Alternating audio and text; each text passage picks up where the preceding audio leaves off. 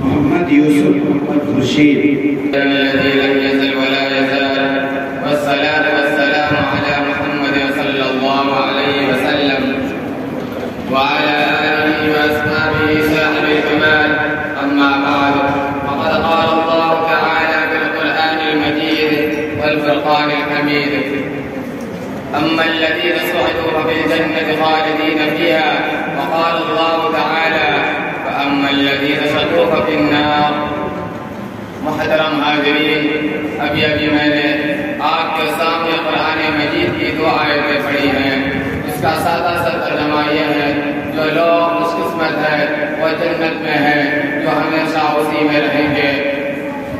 اسی طرح جو لوگ بدبخت ہے وہ جہنم میں ہے. اس دنیا رنگ و بو میں جب انسان آگے کھولتا ہے تو دنیا اسے چاروں طرف سے گھیرنا شروع کر دیتی ہے. جس طرح کنویں کا مینڈک یہ سمجھتا ہے کہ اس کی دنیا کنواں ہے، اس طرح کا مگر انسان یہ باور کر لیتا ہے کہ اسے ہمیشہ اسی دنیا میں رہنا ہے، اور اگر بالفرض کبھی مرنا بھی ہوگا تو پھر فنا ہو جائے گا، ہڈیاں خستہ ہو جائے گی، جسم کے آئے ٹکڑے ٹکڑے ہو جائیں گے، اور اس سے اس دنیا کے بارے میں کوئی سوال نہیں کیا جائے گا. مگر اس دنیا میں انبیاء علیہ السلام تشریف لائے، انہوں نے بتایا کہ یہ تمہارا تصور انتہائی غلط ہے. یہ دنیا امتحان گاہ ہے، یہاں تم آزمانے کے لیے بھیجے گئے ہو، یہاں کی تمہاری ہر قدر ہر سکون کا حساب ہوگا. اگر اس دنیا کے رہنے والے انسان نیک عمل کریں گے، صحیح راستے پر چلیں گے، حق و صداقت کے عالم بردار رہیں گے، خالق کائنات کے احکام کے مطابق زندگی گزاریں گے، تو پھر مرنے کے بعد کامیابیوں کی قدر چومے گی.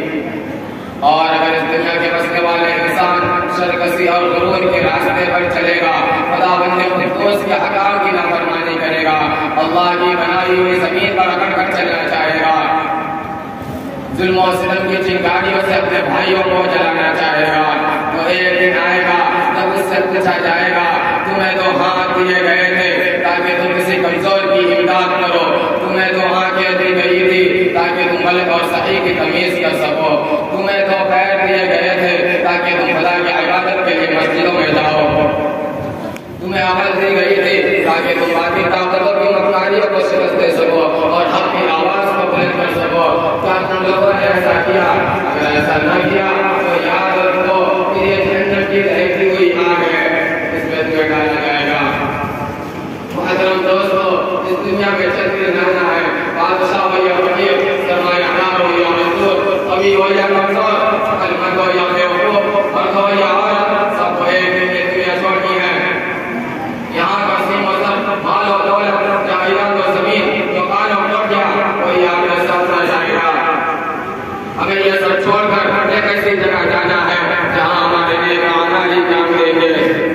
چند پیسے جن کے ذریعے ہم نے کسی غریب کی مدد کی ہے، چند رکعت نماز جو ہم نے خلوص نیت سے ادا کی ہے، چند میٹھی باتیں جو ہم نے کسی مجبور و بے کس کو اطمینان دلانے کے لیے کی ہے، یہی چیزیں ہمارے کام آئے گی اور دنیا کا تمام ساز و سامان ہمارے لیے بیکار ہوگا. سچ کہا ہے کہنے والے نے، ٹھیک ہے، حفظ ہوا کو چھوڑ دیا، دیش ودیش نے مارا، قصہ کے اجل کا لوٹے ہیں، دن رات بجا کر لٹارا، کیا بدیا پیسہ بیل شکر، کیا بونی پیلا سر بھارا، سب ٹھاٹ پڑا رہ جائے گا جب لاج چلے گا بنجارا.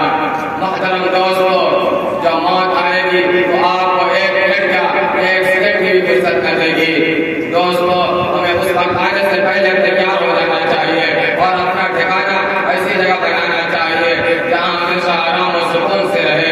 وہ جگہ جنت ہے جو مرنے کے بعد ملے گی، مرنے کے بعد والی زندگی کا نام آخرت ہے جو آخر میں آئے گی.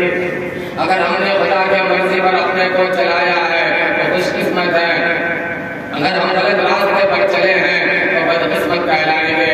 اللہ تعالی ہم کو اور آپ کو صحیح راستے پر چلائے اور آخرت میں جنت ہمارا ٹھکانہ بنائے. اس شہر کے ساتھ اپنی تقریر ختم کرتا ہوں. آج بھی ہو جو ابراہیم کا ایمان پیدا، آج بھی ہو جو ابراہیم کا ایمان پیدا، آگ کر سکتی ہے انداز گلستہ پیدا. وآخر الدعوات